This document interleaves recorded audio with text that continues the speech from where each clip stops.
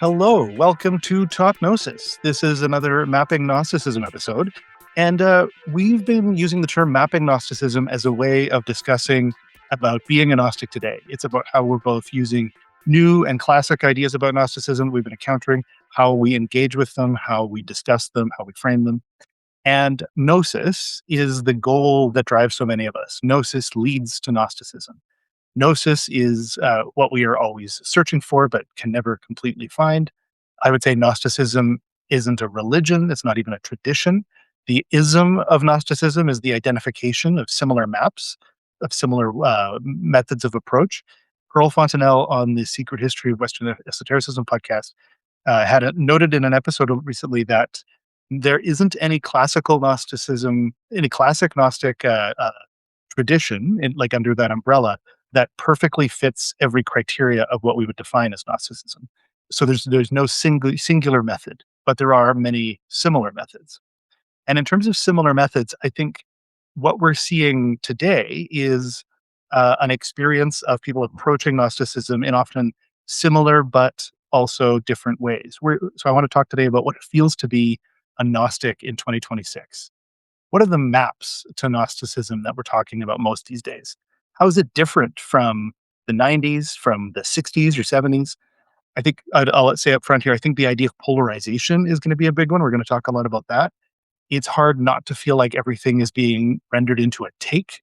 Everything is being rendered into a side. It's either you're a full Gnostic literalist, world-hating dualist, or you are a like sort of semi-mystical, probably Christian who is like thinks that Sophia's neat.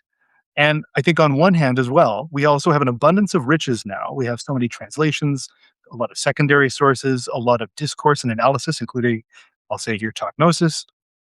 So on one hand, the discourse is deeply fragmented. On the other hand, there's a lot on the ground to pick up and play with. To paraphrase William Gibson, the gnosis is here, it's just not evenly distributed. How does that feel? I've got on the line here Deacon John and Nick Luchetti. How does that feel to you guys? That feels about right, and I think a great terrain, a map even for discussing where Gnosticism is in 2026, what it is, what it isn't, who's talking about it, why are they talking about it. I think we have a lot of grounds for an interesting and important conversation that you, the listener or watcher, can definitely join in on because we want to hear from you. So head to Mhm, those mhm. comments or email us. Actually, do both. So I'm not being cynical here. We've said this a few times before, but we can't do it without you. Chances are, if you're listening or watching this, you're definitely smarter than I am. So you have insights that we and the rest of the world needs. So join in the conversation for sure. Nick, how about you? What do you have to say on this topic to start off? Yeah, I mean, it's interesting that Gnosticism has been this word that has stayed around. Like, it's not, there's been other Mm, trends that people have been into, but, you know, 19th century people interested in religion were into Gnosticism. Obviously, with the Nag Hammadi library, the discovery of that, there was interest in Gnosticism. There's Gnosticism in academia, there's Gnosticism in pop culture. And then are those even the same thing? I think, Jason, one of the things getting from what you're saying is the isms. Is that all Gnosticism? What is that? There's also the trend, like you mentioned, I think briefly, that is not Gnosticism might not even be anything. Is it? So there was also that trend. I think that was more in the 90s, maybe that there's really nothing called Gnosticism either. So then what are we talking about all the time? So mhm. I think that clearly it stayed a narrative or a map or even like a symbol that has been really effective for lots of different people for different reasons. So I think that unpacking that today is, and the new versions of it now, which seem to be even more combative or more kind of used for political and social purposes. Is starting in the 90s in particular, the scholarly community really started to move away from the term Gnosticism, seeing it built from later ideas, heresiological ideas. Like Jason was saying, you can't find one group that had these heresiological and then scholarly ideas of what Gnosticism is.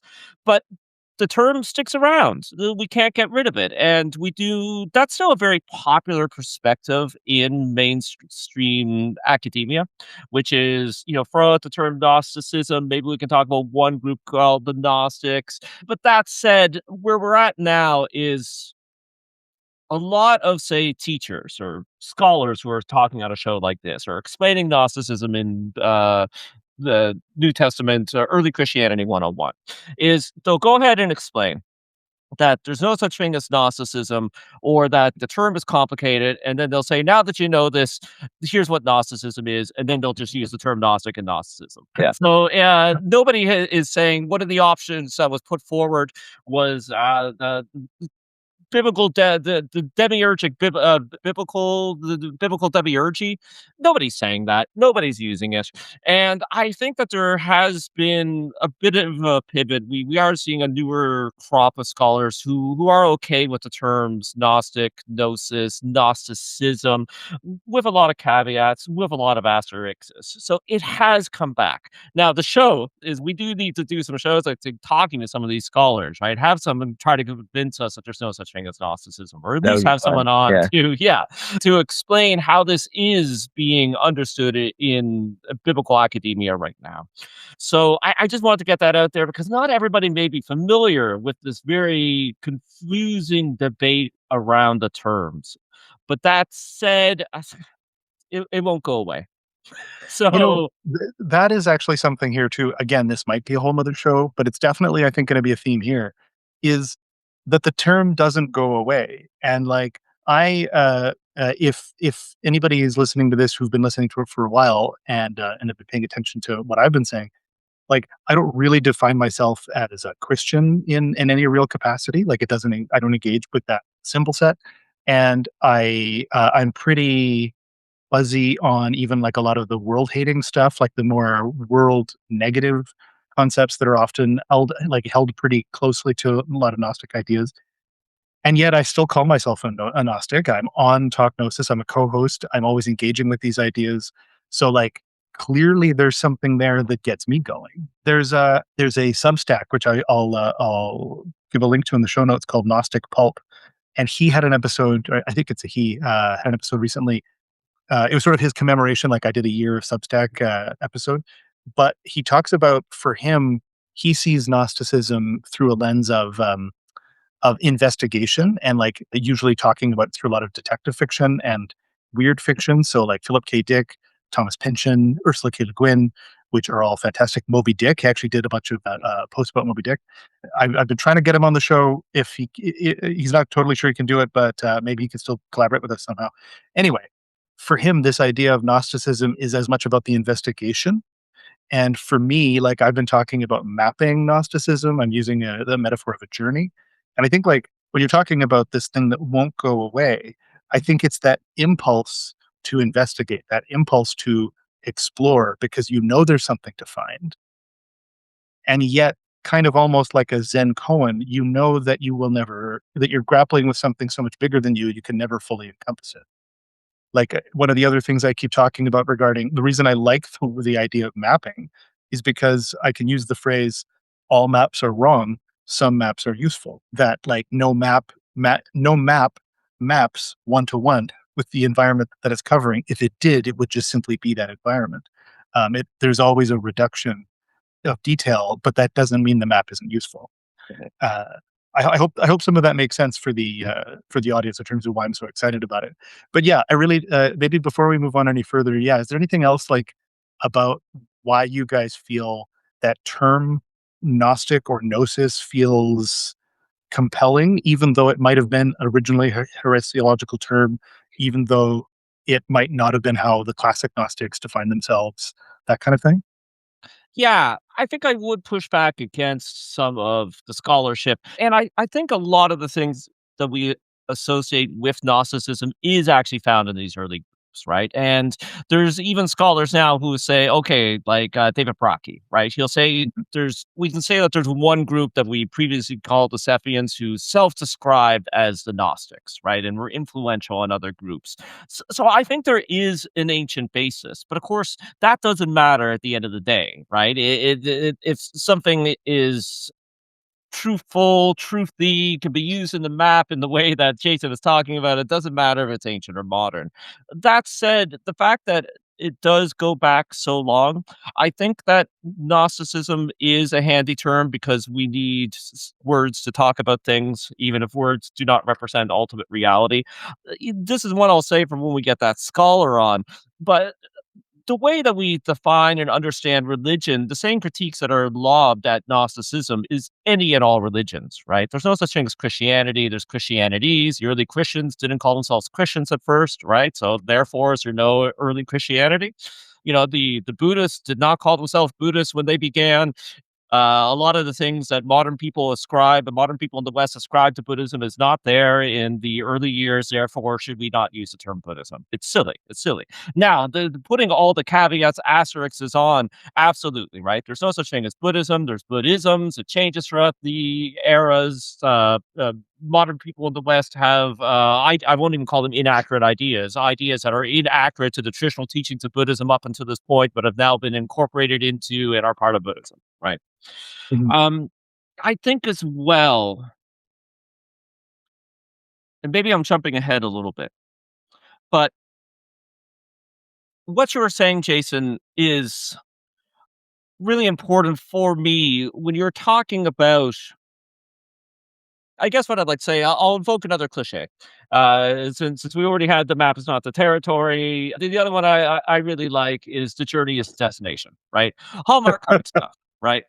But at the end of the day, like, we reach self-knowledge by going on the journey for self-knowledge, right? We find it out by doing the attempt. And maybe we don't fully arrive somewhere. It's the same thing with knowledge of everything else. It all has to be worked through. It all has to have striving and effort and an existential grappling. This is how we get wisdom as opposed to knowledge. And I'm thinking about some other knowledge systems, like in psychoanalysis, they say that knowing that you have a symptom and knowing the cause for that symptom doesn't inherently cure the symptom, right? So Mhm. for those who are familiar with sort of classical psychoanalysis, there's something that happens in your childhood that structures your unconscious and leads to symptoms that you're grappling with, right? So you can actually figure out for yourself, maybe, okay, this is why, and this is why, yet the symptom doesn't go away. It has to be worked through the process of psychoanalysis, right? So I think that this is very important, that particularly with Gnosticism, I can't just give you the book and you Mhm. can't just get the download of information. You can't just have that one vision of Barbello or Sophia or Gnostic Jesus and know it all. It's just not possible to get wisdom that way. You have to go on the journey. You have to grapple with it. You have to have the existential buy-in. You have to be disappointed. You have to have your ideas change. You have to keep looking. And then ironically, this is how it's discovered, right? Or you get closer to it. Perhaps there is no discovery. Maybe there is no ultimate whatever, right? Mhm. I find it very interesting that this is reflected in a lot of the myths that have become associated or drawn into Gnosticism. Maybe the most famous would be the Holy Grail, right? And lots of stories of the Holy Grail, they don't actually achieve the Grail. Mhm. Or if you do achieve the Grail, you don't get to keep it, right? Or if you do keep it, you have to leave this world. So it's the quest for the Holy Grail is the quest. And Mhm. going on that quest for the ones who have witnessed the Grail, they come back, they have been changed. But they didn't get the Grail at the end of the day, but they have changed. They are, now changed positively. So, yes. The real grail was the friends we made along the way. And I hate it. I hate speaking cliches. Um, But it's true. It's true, it's all true, Yeah. and especially with this very complicated, hidden, mystical religion that I always want to say profound things that'll blow people's minds that they've never heard before, Mhm. but at the end of the day, I'm digging up some Hallmark cards that have been lost for 2,000 years in the deserts of Egypt, but it's, sometimes truth is simple. That's yeah, no, I think that's great, and I love the notion of it being experiential. Nick, I know you've got a thing you wanna say there, so I'll put a pin in the rest of my thoughts there. Um, no, I don't know. I feel like John. That's it, and we're done. But no, I'm just kidding. No, I think one of the things with some of these types of religion that is hard and is this. So searching for gnosis, this journey, the journey being the destination, all of that makes sense to me. I think it's true. I don't think you can get away from some of these cliches because I think that they speak to something that's really common to human experience. But it Mhm. isn't. But we should say that it isn't what a lot of people want out of this. I would say is the other aspect. They're like, Yes. I don't want that. Like, I'm trying to start a super, I'm going to become a super Uber mensch or whatever through your 5 point meditation technique. And so, when do I begin it? And then it's, oh, well, I'll give it to you later. And then, is there any proof this did this? And it's, oh, I still, I still struggle to pay rent or, or whatever. But so I think one of the problems, or this doesn't discount anything that we're saying. I think that's a very healthy way of understanding religion and mysticism. But I think that we should recognize that's not how a lot of people engage with what they think is Gnosticism. They think of it as secret, hidden knowledge that once it's uncovered will, change everything, right? Mm. Like how many That's YouTube videos are like that? Anyway, mm. so, yeah, No, YouTube no, videos like no. Gnosticism. This changes everything. That's on every YouTube video. Yeah. There's something I think interesting about that as just a few things. There was somebody who posted, I think, on the Gnosticism subreddit of like a meetup link titled "How to Attain Gnosis," and I was like, I feel like if it was that easy, you'd have a whole lot more upvotes, you know. Yeah, But but no, I think that's exactly right. And the other, so here's I think in terms of what it means to be a Gnostic in 2026, and this is what before we get into the next phase here, another thing to touch on. I First off, I think both of you brought up some really great stuff. I think the notion of that gnosis and Gnosticism is about it's an experiential process. It is not a I can't hand you a book and then you agree with the book and then bam, you're done. And that, but yet that's what people want, Nick, to your point.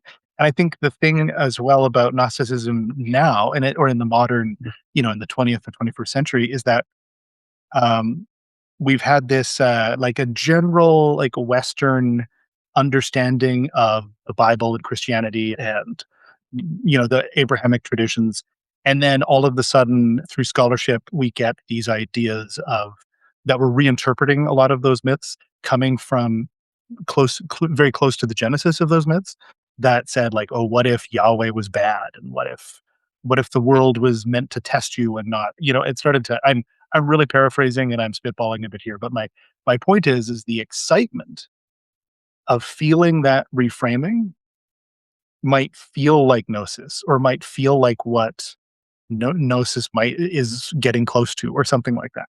And so I think like for someone who discovers, and this keeps happening, like like I tend to hang out on the Gnostic subreddit to see what people are saying. And there's like pretty much daily somebody goes, oh, I just discovered Gnosticism and I'm excited because it answers these questions for me, and it changes everything. And that excitement is compelling, but it's not actually gnosis, if that makes sense. It's the excitement of a new idea, but it's not the experience of continuing to strive for a connection with a divine spark. It's like a it's like learning a history class and discovering, oh, that's why roads are this wide. Do you know what I mean?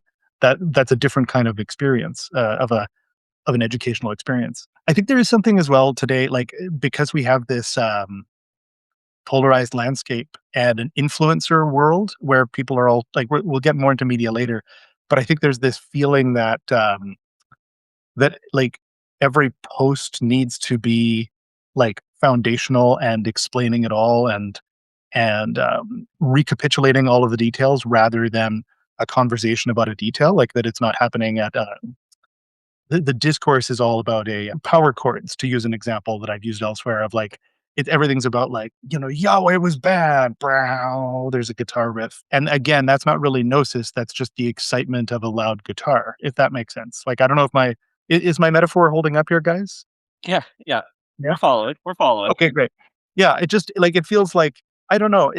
Was it different in the 90s? Was it different in the 60s and 70s? Was there more discourse that was actually like going in the sense of like this side is compelling to me, but this other side isn't? Like I'm not as interested in that. Yeah, I don't know. Like, I feel like you guys have been in that discourse longer than me. I mean, yeah, obviously, and there was such discourse, and I think, we don't want to lionize the past, but we can admit that we live in particularly polarized times, right? And discourse Mhm. happens much, much, much faster due to the Mhm. internet than it did in the past.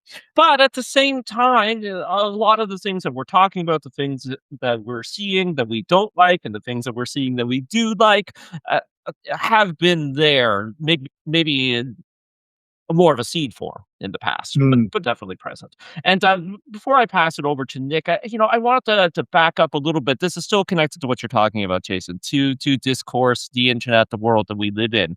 But you and Nick were, we're talking about these if you just had this specific piece of knowledge, right? If you got this gnosis, if we dug up the book from the non-commodity that had all the world secrets, right, that gave you the Mhm. passwords to get past the archons, that tell you that the god of this world is fake, mind-blowing stuff, yada yada yada yada. So say we had that exactly and it was all true, does it even matter, or would it move the needle in our present era? And why I'm talking about this is I think of a lot of movie plots, particularly thrillers, where, there's a heroic news reporter and they found out this one piece of information that'll change everything, and shadowy forces are trying to destroy them. If they got that piece of media out to the news, or sorry, if they got this piece of information out to the media and everybody knew about it, it would change everything, right? Maybe even in a simpler form, Batman Returns, right? Batman brings down a penguin by Batman, sorry guys, again, this is another day where my brain's not working good. Um, in Batman Returns, the Batman brings down the Penguin by releasing a recording of him dissing the people of Gotham while he's running for mayor, right? And I think that's something like the My Lai massacre, which helped turn America against Vietnam when they saw those photos. In this Mhm. present world, I can go to Twitter right now and I can see atrocities in real time that would blow a previous generation's mind. And we've had a couple of years of endless mind-blowing atrocities that should change everything that we're all witnesses to, but have not really moved the needle. Mhm. So I find it interesting that if there were Gnostic secrets and we had them, it wouldn't matter, not in the stage of modernity that we're at. Oh, that's And interesting. yeah, Yeah. but I think it comes back to what we're talking about, that the secrets don't even matter at the end of the day. It is what you do with them, how you incorporate them, and again, that journey is the destination, the grappling, the existential examination, as well as the changes that happen within the person and how hard it is to change, so on and so forth. So, I know that Jason, you do want to talk about some of the Gnostic media that is out there, the people who are doing similar things to us, where Mhm. a lot of their marketing and promise is the revealing of a secret. And I just find that very interesting in a world where it doesn't matter how many secrets are revealed. Yeah. Totally.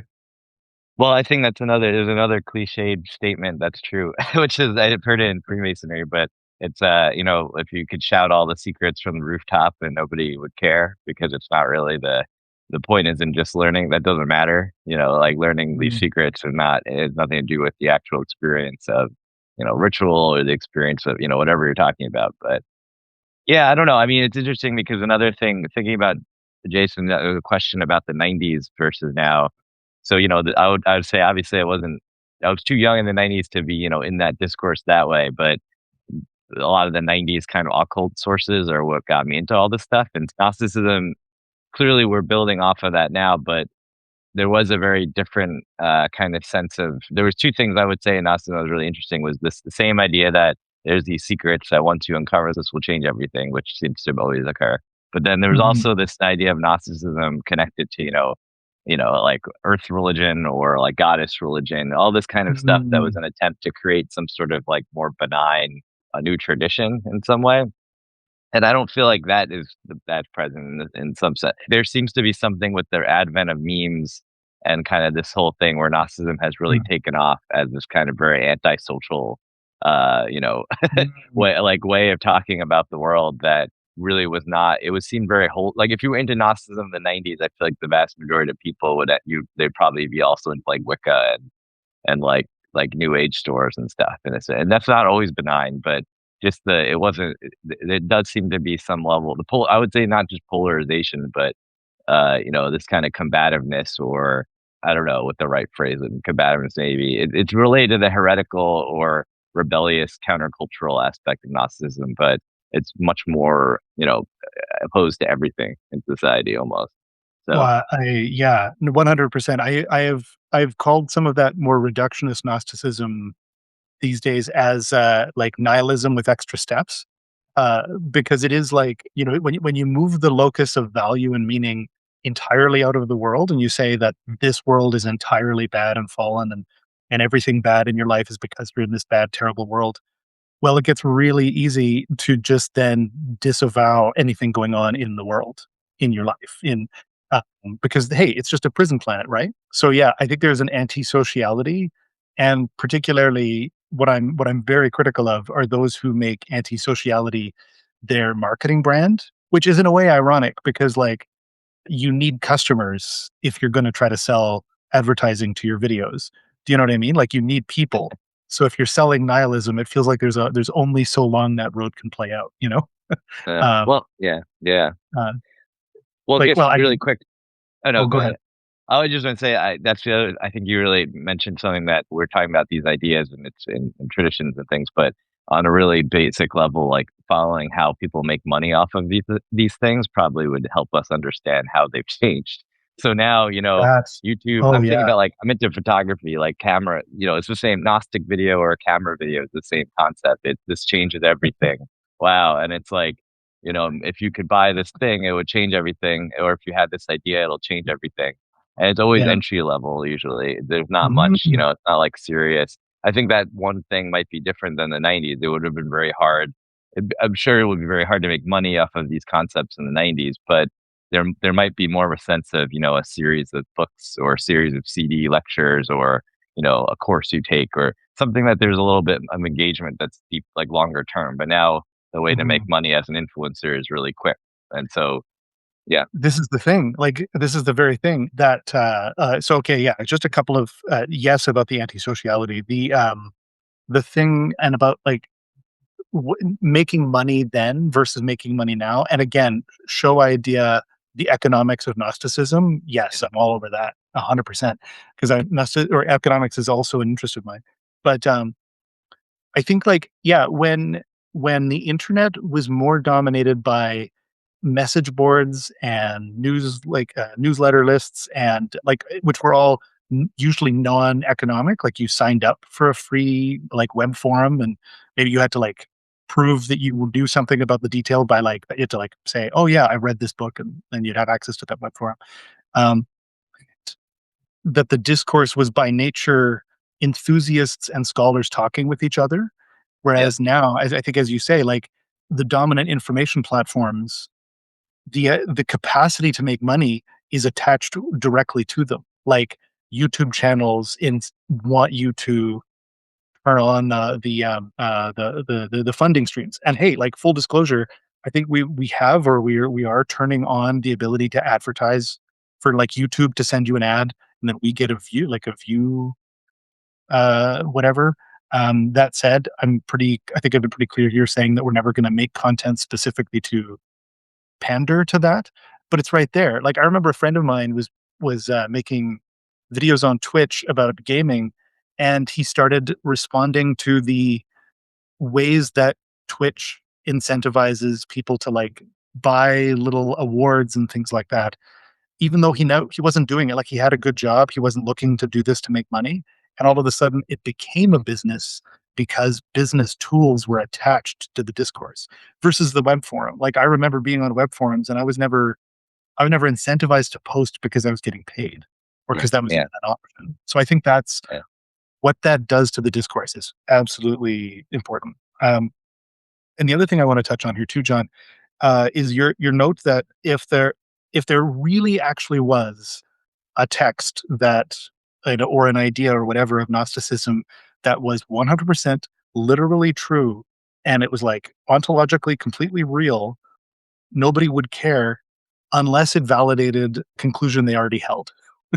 um, and this is maybe a good way to get into the three, I would say, camps of Gnosticism these days, the character of Gnosticism these days, because I think quite a lot of it starts from the perspective of how is this already validating something for me versus how is this challenging something for me? And I want to front load this for any newish Gnostics maybe that are listening to this, or Gnostics that are interested in exploring. I think I would encourage you to try to, and I believe that you are speaking now to that potential listener.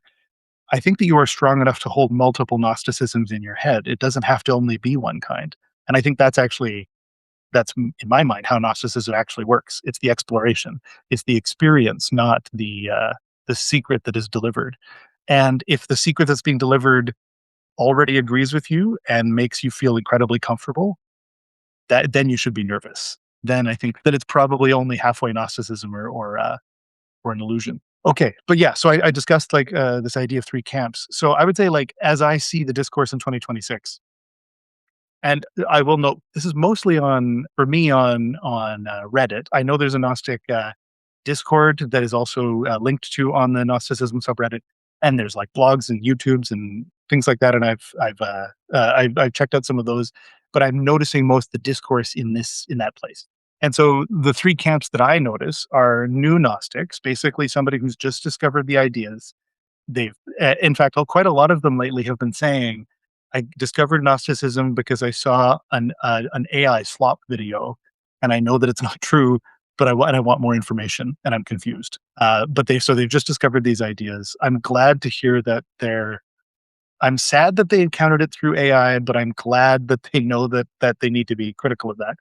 And they're often mapping an old assumption to the new idea. So like it seems like there's always a question of like, okay, so if Yahweh is actually the demiurge and the demiurge is the one making sure the world is bad, well, why did the monad let the demiurge exist?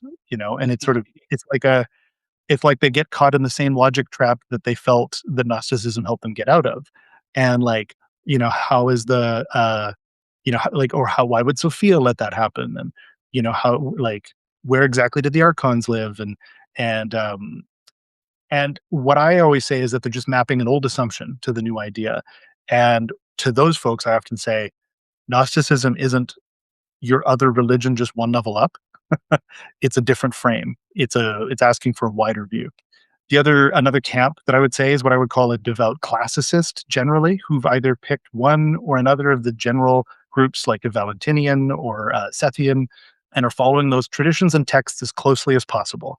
Um, Now, both those new Gnostics and the devout classicists are often, but not exclusively, fairly literal. So they're trying to hold these ideas pretty tightly and trying to engage with them, I guess, maybe with as much sincerity as possible. But it does often mean that that there is an actual demiurge in an actual place that's doing a thing. It's a group that you're calling the classicists, right? That they'll come on to a message board and say, well, I don't agree with this and this interpretation of Gnosticism because I am a Valentinian, right? I only believe what the Valentinians believed and only believe in these scriptures. And I'm trying to think of a non-insulting way to put this. It's not a living tradition, right? It's been gone for 2,000 years, and you only have partial information. And we also have to remember that if there was a Valentinianism, it was over hundreds of years, right? Mhm. Geographically diverse, had splinters, changed its thoughts and ideas. M. David Littval says that Valentinus didn't have a theology of emanations, which quickly becomes very important in Valentinianism. So I actually disagree with Dr. Littval on that, but he is much smarter than me. Actually, has evidence. I just have gut feelings.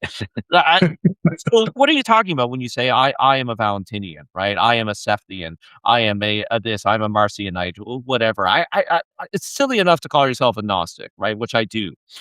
But when you're getting this precise with so much lacking information, I don't know if that is going to be the healthiest spiritual life. Now, I I would say that it is perfectly fine, healthy, even leads to human flourishing.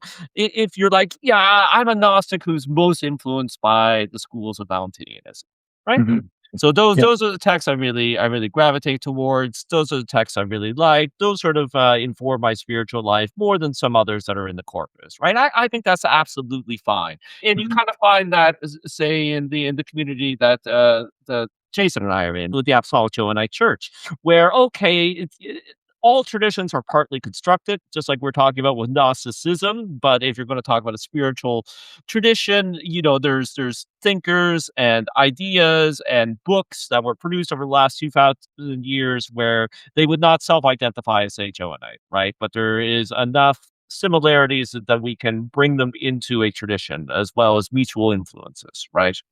So I think that there is sort of a valid way of working with these ideas in that sense without completely adopting that label, which I Mhm. don't know how helpful that will be.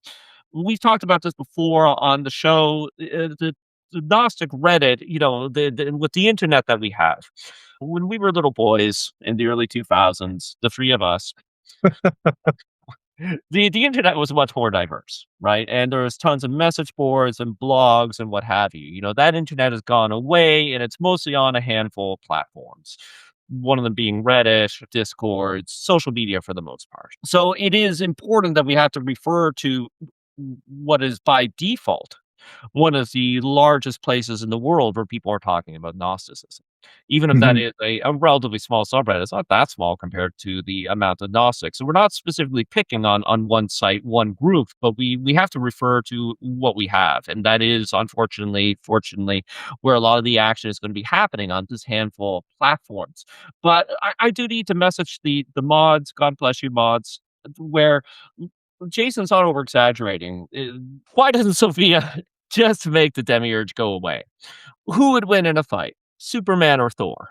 Yeah. So they need a sticky because that there's two questions every day. Where do I start with Gnosticism, and why don't these action figures just fight each other and have one of them win? Those are the two questions that are there every day. And by the way, Thor would win because Superman is one of his weaknesses is magic, so it's not just kryptonite and everything. The other thing too about just because you mentioned the Reddit situation is that the Reddit as a platform is about like a post that then has comments versus like a message board where you would have, say, a message thread that would be an ongoing rolling conversation. So like everyone new coming to the Gnosticism subreddit, they're new, so they ask their new question.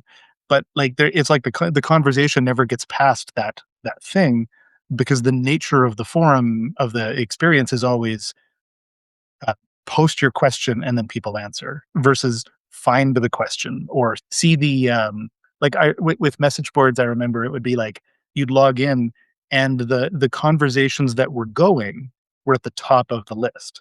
So if there was like a what is Gnosticism conversation, it would just stay up, if that makes sense. It would stay up at the top versus versus every new person coming in and asking their what is Gnosticism question.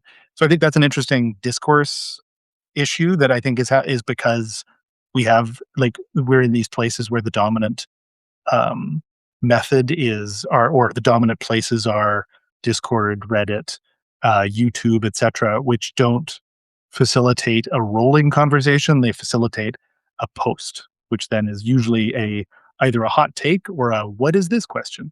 Yeah, the last sort of camp I would say. So we have the new Gnostics, the people who are like just discovered this. I basically using the previous assumptions in the current dynamic, the devout classicists who I think usually have a pretty good handle on a lot of those ideas, those classic ideas, but are following them as rigidly, like or they're holding on to those very tightly. And then what I would call now community Gnostics. This is quite a grab bag. They have a spectrum of assumptions, but they're also interested in sharing ideas and perspectives. So most of them are going to say, "Here's how I approach it. Here's how I see the demiurge, the pleroma, etc." And most of these, I think, often also end up in literal communities. So that would include the churches like the AJC, research groups, like people who are involved in projects of some kind. They're trying to, like, say, read through the various books of the non-comedy and talk about them.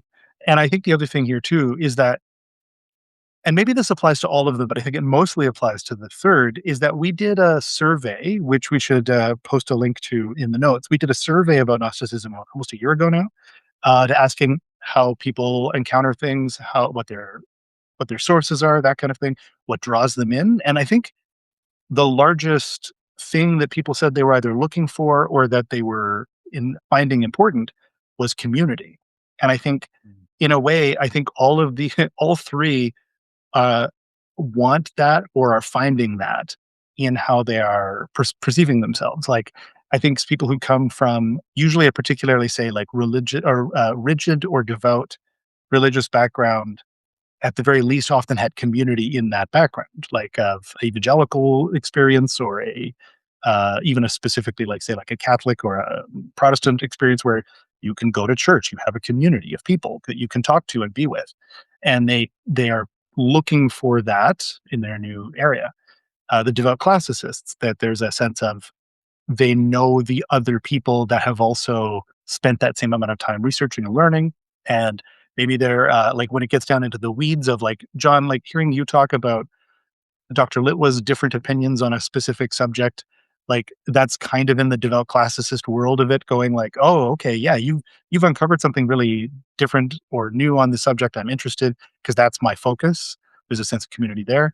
And then again, like I was saying, the community Gnostics who are in general excited to share a perspective, maybe without needing to convert you to that perspective. But I think, yeah, just that, again, that feeling of not doing it alone.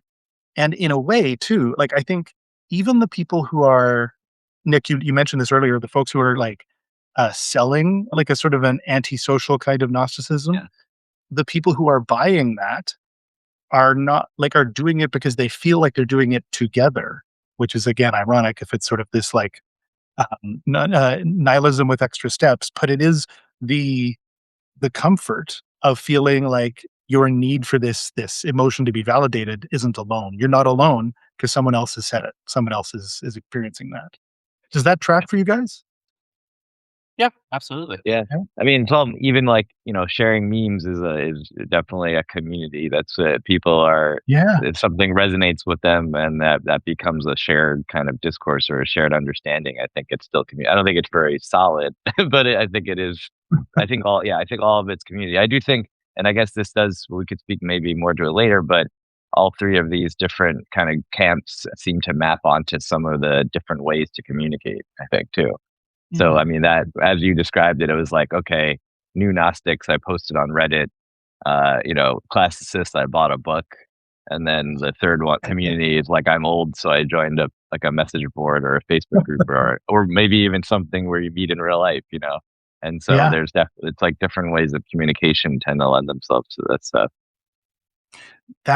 Thank you. Yeah, that's great. That's a really, I feel like that could, again, be a whole other episode where we just talk about the how communication styles evolve, connect with these things. But we'll put a pin in that because we've got other places to go here. So the other rant that I have, or the little lecture I'll give here before, and then I'll let these guys also cook, is that I think, like, so those are the three camps of how people are approaching Gnosticism, and then connected to that is what I would call the character of Gnosticism in 2026, which is not uniformly held by everybody. In fact, I often say the idea that ask three Gnostics, get seven answers. Like that, there's no there's no consensus among Gnostics about anything. But the character, generally, I think, of Gnosticism. I'll get the easy one out of the way. Um, is that Gnosticism is about rebelling against the mainstream. It's embracing heresy, etc. I think that's probably because the early academic discourse was showing ancient Gnosticism as a counterculture to an Abrahamic mainstream, and so, and then that lens meant that it got very easy to attach counterculture as a vibe to ancient Gnosticism. and it tends to then absorb and reflect counterculture vibes rather than theological vibes, I would say, or theological ideas. And now the silver lining here, and I try to add a silver lining to all of these because I think there is something that people are finding of value here that needs to be observed, is that rebelliousness can also provide training in, or at least as a glimmer of, a deep criticality. And so that, like, because now you're going, oh, the mainstream isn't there. That's like, it's not true. It's not the real picture. The trick is to extend that to everything, not just to the mainstream. Like, take that same criticality even to the people who are telling you that, like, the archons are controlling everything. And then, so in terms of archons controlling everything, there's the other character of Gnosticism is this semi-nihilism, that the world we know it is fallen and bad and terrible. Just look around you is, I think, the quick rhetorical move that I see people say there, and that the only job is to escape. And that's also this is like people who are embracing that.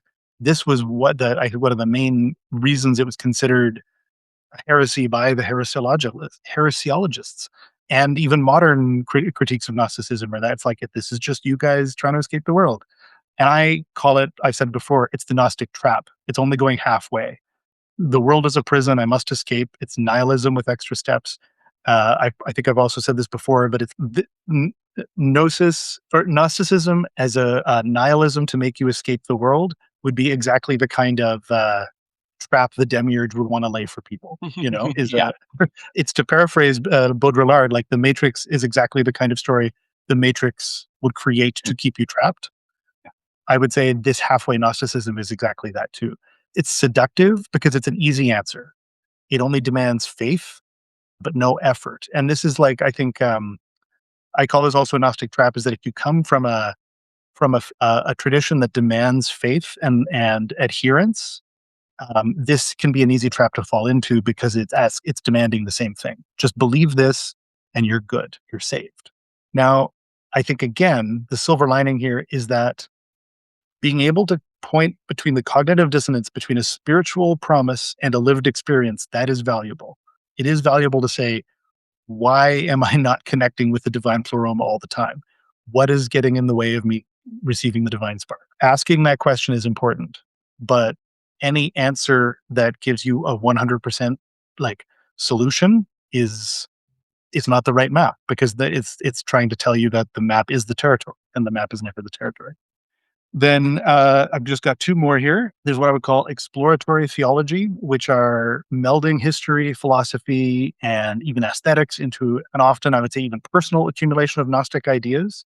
I think a lot of independent sacramental movements are in here. They're explicitly working with dominant Christian modes, but they're also making praxis choices. Transcendental mysticism, I think, also finds a home in here. This can be really appealing because it allows you to play with all of the toys from a lot of different places. But it also does create a question of if you're inheriting any of the problematic structures from those other things. Like, if you're connected in any way to mainstream Christianity, how much do you also inherit the critiques of Christianity? Does it water down Christianity, or sorry, water down Gnosticism with the concepts of those other traditions? I think those are all really valid and important.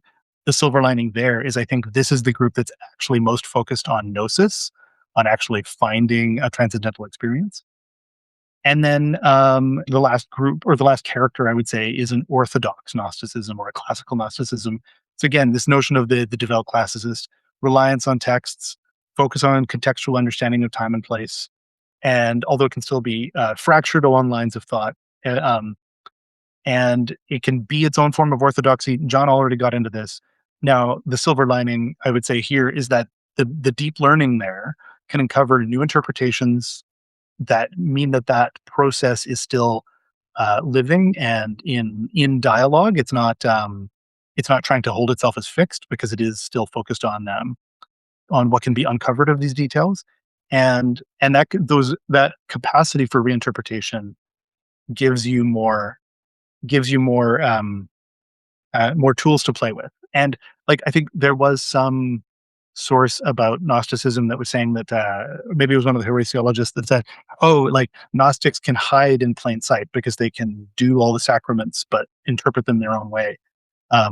This method is a way where, like, without that being a heresy, or without that being a thing that said that is quote unquote bad. It is like the ability to go, oh, we just uncovered this new text.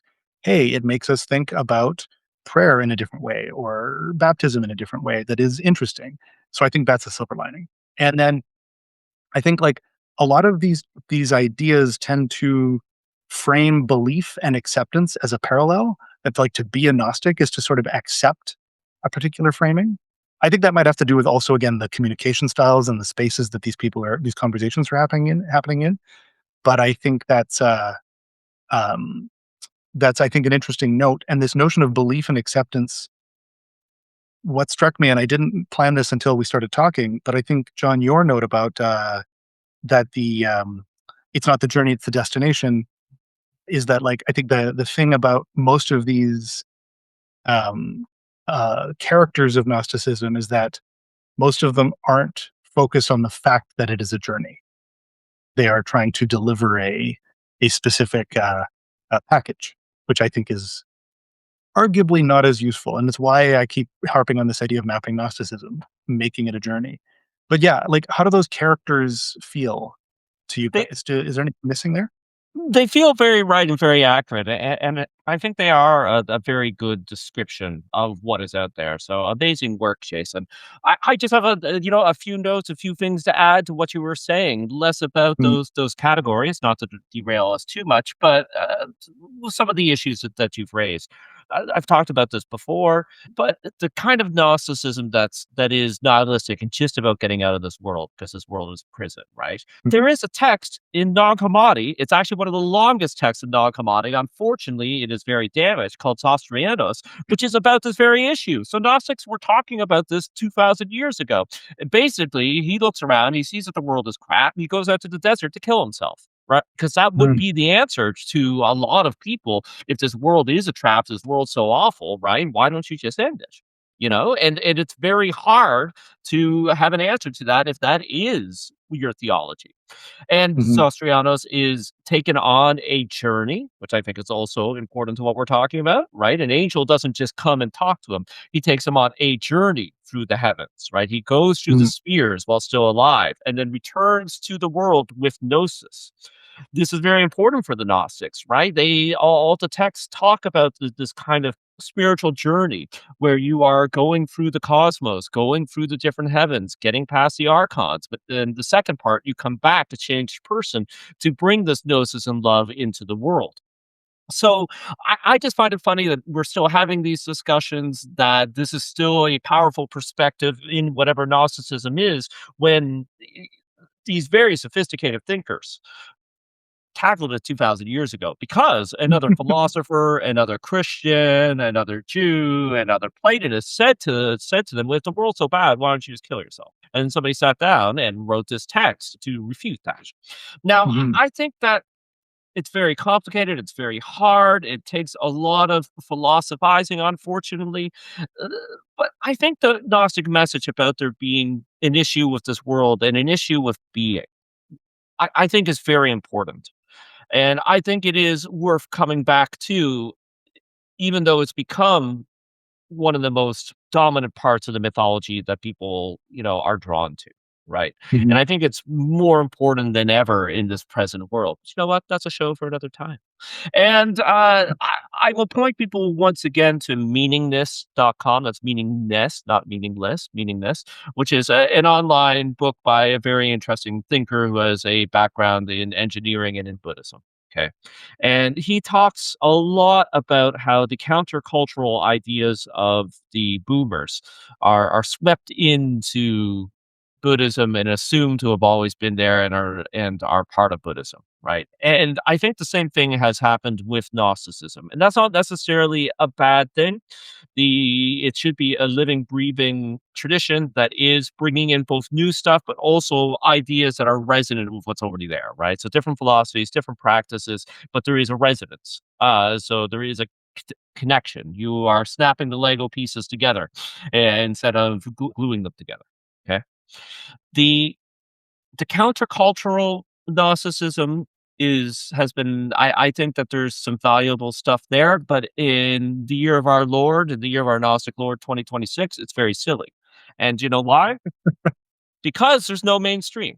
The mainstream is gone. It's been gone for a while. What is it that you're Mm. rebelling against? There is only subcultures, and everybody. Not only that, there's how many people are there on Earth? There's 8 billion subcultures. Everybody has created a community of one due to the digital tools and the way that we interact with each other. Right. Mm. So now, obviously, I'm saying some very broad things. You can point to cultures, areas, what have you, where there is very much still a mainstream culture, but broadly speaking, for the way that most of us are experiencing late modernity, it's gone. What do we do with all this countercultural stuff now? Right, that has been glued into the tradition. I think there's still some valuable stuff there. I think there's some things worth examining, but also think that there is a previous generations and a previous world's idea of what it means to rebel. Jason, we talked about this a little bit with the Y Theory crew, right? With Todd and Ryan, talking about how all the ways that we previously knew how to rebel have been co-opted. Right. This is what you were saying, Jason. If quoting Baudrillard, if the Matrix existed, the Matrix would make entertainment like the Matrix to keep us in the Matrix. The ways that we know how to rebel are known by the forces that be, and are monetized, are completely understood, are co-opted, and are sold back to us. So what do we do? I don't have that answer. Nick, do you have that answer? Yeah, Nick, please have that answer. I feel like that's a different episode, maybe. It I don't know. is. I don't know. I don't know. I mean, this goes to the immediate stuff, which I know I feel like we've been talking about throughout, even though we were going to speak about it later. But yeah, no, I mean, the forms of media that are dominant are really good at co-opting forms of rebelliousness, obviously. I mean, that goes back to the 60s anyway. So, I mean, that's the 60s. Gnosticism is counterculture, this revelation of what this is actually the secret knowledge and alternative order or something like that. But then that immediately becomes easily co-opted for, the 60s counterculture has co-opted itself. So that's a whole other conversation. But no, I don't know. I mean, I think that what Jason said though is one of the answers. So he already has the answer, which is that the idea that there's rebelliousness has to be about everything on some level. So you don't just this idea of how having that stance allows you to be critical or have a type of criticality is what's important, I think, more than thinking that you've discovered like a secret. Even there's Austrianos thing where it's like she's shown the heavens by itself. That doesn't seem like it would in our current society. What does that mean? What does that look like? It doesn't necessarily. It wouldn't do it. I think of something like a Reddit. I'm not talking about the Gnostic Reddit. It sounds like I'm not really familiar with that, but I will call this other one out, which is, I don't know if anyone's familiar with the Zen Reddit. No. I know Jonathan. Our Zen, I don't know what's happening right now. It could be banned. It could have changed, but at least 4 or so years ago, it became ruled by an archon or like a series of mods that had their own take on Zen, which was like Zen doesn't include meditation. All the stuff that they got from ancient Chinese texts about Zen. And not that there wasn't any sources for that, and I'm not going to get all into it, but basically they constructed, as like in our model, they're like classicists. They constructed a take on this through reading ancient texts, and then they enforced it in like a community. So to me, what do you learn? It's not, they thought they were being countercultural, right? By reinterpreting this tradition. But what it feels like is actually a little archon creating a world. And so if you can, if you, instead of seeing, Gnosticism, Zen, whatever, any of these things as just you take on the perspectives and then you're done and you live within that, but actually as like a broader map or a broader way of being critical when you encounter things in the world, then you could see it as say like, well, maybe there's some interesting stuff here, but I don't need to become under the thumb of some, spiritual leader on Reddit. It's not a great idea. So that's what's important about rebelliousness is rebelliousness as the ness of it or whatever, like as that, not to be a rebel on a particular side. Like right before the show, we talked about these memes of Star Wars where Disney will sue us, but one side is saying, the rebels versus the Empire, and you map on different political figures or different perspectives. Like if that's too simple, but like a spirit of rebelliousness overall is probably what the answer is. I don't know. Does that make sense? No, 100%. And I think that is so. I think one thing that's interesting here too is that what we're talking about more critically is what I would say the first two characters of Gnosticism: the rebellious or heretical counterculture, vibe and the semi-nihilism.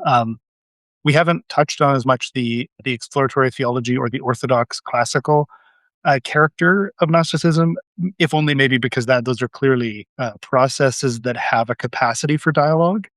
Whereas I think maybe what I think is most the issue that has the most that is the most worth being critical of is the rebelliousness and the semi-nihilism, because they can so easily be short circuited into a lack of discourse. Like the rebellious thing can mean that you are rejecting even healthy things in the world because it's been handed to you by a quote unquote mainstream thing. Like we saw this during COVID that like it didn't even start that way. But once groups decided that to make things like masks or a vaccine a political tool and a discourse tool, then it became a thing to have a side on. And then once it became that discourse, we saw like a lot of Gnostic and general like sort of counterculture esoteric vibes, media makers out there start going against health practices because the mainstream was providing it. And I think like that's when your mode is only rebellious, then you're only really reacting against something. You don't have a basis. You don't have a spine of belief, a perspective that is based on a pursuit for gnosis. You're just responding. You're just rejecting. Um, because like if like an interesting challenge to say would be that like if it wasn't a heresy, would you still want to be a Gnostic? You know, if you didn't feel like a rebel, if you didn't get your leather jacket, would you still want to be a Gnostic? If the answer is yes, because I want to explore, because I think there's something to find there, then great. And if it's no, I want to be a badass. It's like, well, then there's maybe a tradition out there that's just about being a badass. Go find that tradition. And then that sort of semi-nihilism thing too is that like it's it so quickly short circuits the conversation. It's like, oh, nothing means anything. Okay, well, I don't know what to talk to you about then. And the other thing about that sort of semi-nihilism thing is that if your perspective on the world is so completely polarized that it's that it's a prison planet that needs to be escaped, then there's like one of the big issues I see there among many is that you are depending on sources of information that you can't verify, you know, that you have to take on faith that this ancient text that in some cases we know through academia was written with like as a political metaphor for the time, and you're using that as a reason to not live in the world. And like going back to this notion of like if a text is uncovered that proves something definitively, if that proof is against the thing that you've been holding in this sort of semi-nihilism, well, now you're in trouble again, because now you've based everything on something that like does this make sense? If I believe like John, if I'm going to say I don't believe in Newfoundland, I don't believe that it exists, and then somebody proves to me that Newfoundland exists, well, now I have a problem. Or if I say that the Earth is hollow and I believe that we're all going to go there when we die, and I can't prove that, then again I have a problem. And that's I think like it's an issue I think with the capacity for discourse there. Does that make sense? Absolutely. Yeah, I would say, I guess, because we're thinking about the other two that we haven't spoken about as much, that say something in favor of the rebellious side or the leather jacket, because those are cool. I like leather jackets. I have leather jacket. But so, I mean, that part is cool because, on the other hand, in the exploratory theology, I would say it's probably where I exist most likely. But, and then, I know a lot of people from, a mainline Protestant seminary I went to, they all read Gnostic texts now. It's not really that rebellious anymore. Sorry for the Redditors, because everybody who goes to like any Episcopal, Presbyterian, Unitarian, obviously, Methodist, they're all reading Gnostic. Like we were required to read all these texts, and people preach on them too. So I saw sermons on them. I saw like chapels, and I think on one hand that's very interesting. It's cool. It means that Christianity is trying to open itself up to maybe a different perspective, at least in the liberal mainline churches. On the other hand, there's some sense that the rebelliousness is kind of missing because it's a sense of, well, we're going to read these texts, but they're a little defanged. They're not like, they're not causing us to do anything radically new. Maybe we'll have a little sermon where we, the pastor will quote from, the Nag Hammadi or something and makes it seem, they'll be like, wow, they went to seminary and they, it doesn't, but the rebelliousness sometimes, some of that is, it is unique that Gnosticism maybe only existed in one way as a catch-all term for Orthodox Christians to be scared of, and so and because our society is still ruled by those concepts, it is still powerful in that sense. So I feel like we want to keep some of the power with it, So no, you're right, and there is I don't want to defang or completely pull away the energy of rebellion. Right. And that's why I talked about it having a silver lining, like that there is that deep criticality and the excitement of that criticality. That's that going back to the notion of the Gnostic pulp Substack and my usage of mapping Gnosticism is the excitement of exploration, the excitement of investigation. I think you can do that with a leather jacket. You just can't, you just can't only it can't only be about the leather jacket. I think we've covered a lot of good territory of what it is about mapping Gnosticism today, like what it feels like to be Gnostic in 2026. I think I'm going to link some what I would call the real quote unquote Gnostic moves. If you want to be a Gnostic these days, we're not the authority, but I think we've got some good ideas here. Some Gnostic moves would be criticality about the things you're experiencing, but with an intent towards connection. Does this theory or myth or aesthetic or vibe assist in finding gnosis, in finding a connection to something or not? Am I getting closer to a connection or am I getting further away? Recognizing and befriending uncertainty. So in general, we're talking about layers all of these cosmic ideas. We're talking about layers of experience and spirit that go beyond humanity. That means you'll never have the whole picture. So get comfortable with the fact that you can't answer, that there's no single final answer to all of this. Consider everything. Believe or accept with zero questions, nothing. Make your own map based on your observations. Share your map. And then distrust certainty, even and especially your own. Always be testing your assumptions. Something that seems to answer absolutely every question should be the exact thing that you should question and maybe move away from. I said this before, all maps are false, some maps are useful. Gnosticism shouldn't answer everything because what we're reaching for is beyond the need for answers. It's about the experience of searching for them, of investigating them. How do those moves sound to you guys? Yeah, I think that's amazing, insightful, syncs up with thoughts I've been having, which, makes sense. Jason and I, same soul, different bodies. So I think there's a lot to talk about just with those points, Jason. So I'm really excited to dive into those in one of our future mapping Gnosticism shows for sure. Great. Yeah, I think they all make sense. I think especially one of the things that I'm getting out of this that I think, I wonder if it's built in Gnosticism or if it's actually a unique kind of valuable thing about the fact that Gnosticism is not a complete living tradition. Because usually it's frustrating that it's not, like these texts are scattered, or we were saying Zostrianos is fragmented and all this, and that frustrates people. They want to find the secret book or whatever. But in fact, it being like that kind of lends itself to what Gnosticism is like, which is, there's a lot of different avenues for investigation and research and thought. There isn't just one answer. There's a lot of different takes over 100 years of a lot of answers, all of that. If you can accept that as kind of part of what you're saying, Jason, about, distrusting certainty, recognizing that this is all uncertain and there's testing it with an intent towards connection is the more important thing than finding the one answer. That's one of the beauties of this as a tradition, and the ability learning how to research a lot of stuff. That's another thing that helps. Yes. Yeah. Learning how to research. That's the other Gnostic move. How to research. Yeah. Great.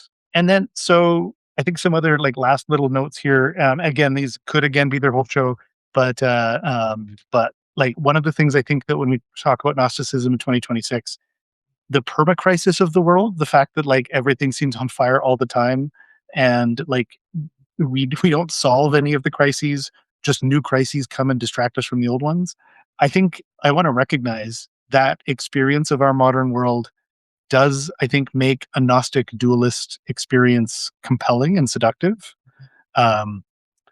And I think too, like when we talked about Gnosticism as an approach, there's also like the Gnosticism of non-religious Gnostic experiences. Like I think when we saw, especially during the pandemic, things like QAnon start up as a essentially a mythology of a shadowy world of control of forces that have dark purposes and that you can only understand through research.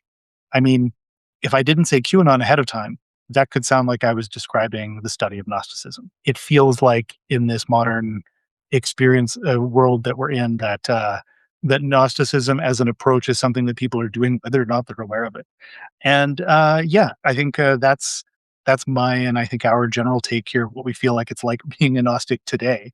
John noted this before, but tell us how this lines up for you. If it doesn't line up for you, if you are like, if we keep talking here about not being um, uh, uh, certain about anything, if you feel like you actually are deeply certain about something as a Gnostic, we want to hear from you. Let us know. Tell us why we're wrong. We might not agree with you, but I think our perception is we're interested in your map, even if we don't necessarily want to follow it all the way. Um, Great. Well, I think that's it for me. John, Nick, thank you so much for being on this episode with me and continuing down the mapping Gnosticism journey as we continually belabor this metaphor. If to anybody watching, if you like what we're doing, please, like I say, comment. We do have a Patreon. We are part of that media landscape that we've also been bemoaning. So if you do want to support it, we would be very happy for that. If you can't or aren't interested, especially based on what we've talked about for criticality, we completely understand. Thank you so much. We hope to hear from you, and we'll see you next time. See you next time. Bye, everybody. Yeah.